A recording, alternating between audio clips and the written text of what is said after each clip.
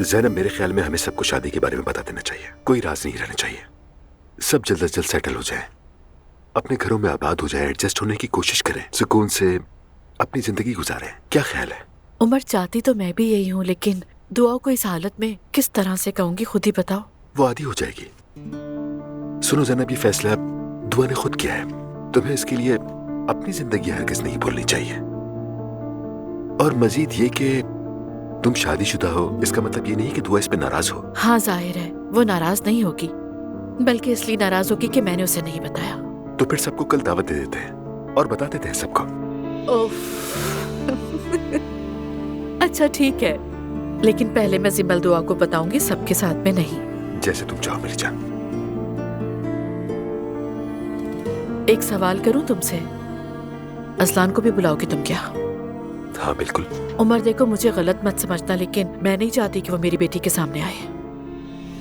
देखो ज़ैनब, उन दोनों का एक बच्चा है और उस बच्चे की एक माँ है, एक बाप है।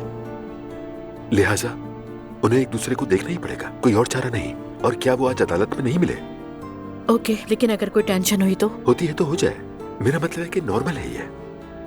उन्हें ना चाहते हुए भी जिंदगी भर एक दूसरे को देखना पड़ेगा और वो इसके आदी हो जाएंगे। आहिस्ता आहिस्ता उन्हें इस बात की समझ आ जाएगी कि कोई और रास्ता नहीं निकल सकता और उन्हें एक होना ही पड़ेगा।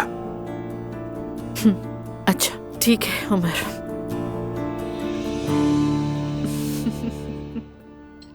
बेटी, तुमने ये दस्ताने क्यों पहने हुए हैं?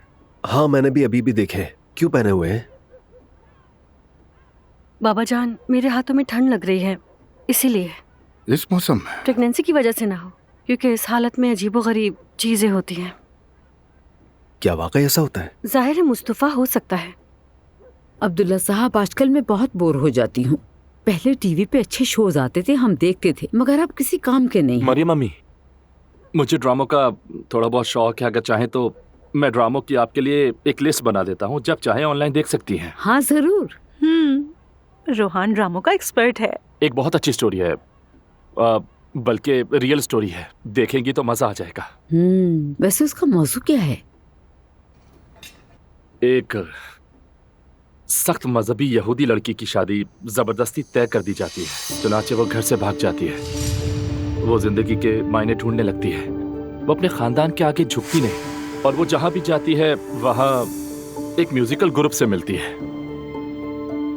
और फिर वो उनके साथ अपनी जिंदगी दोबारा से शुरू कर देती है। वैसे उन्होंने उसका जबरदस्ती सर मुंडवाया था, उस पर वो विग लगाती है। लड़की ने वो विग उतार फेंकी, उसने बाल दोबारा बढ़ाए और फिर क्या कहना चाहिए, वो ब्रॉड माइंडेड हो जाती है और फिर इन तमाम चीजों से निकलकर वो अपनी जिंदगी नॉर्मल तरीके से गुजारने लगती है। नॉर्मल जिंदगी से क्या मतलब है?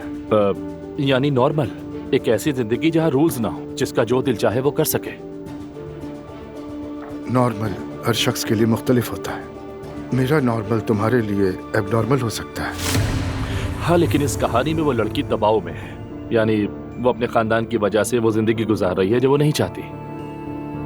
तो मतलब वो बागी है।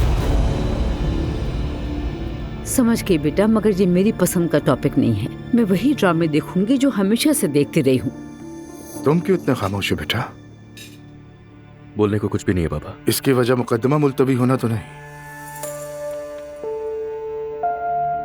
कुछ तो है, जैसे कोई और बात हो। कोई बड़ी बात नहीं है नायला।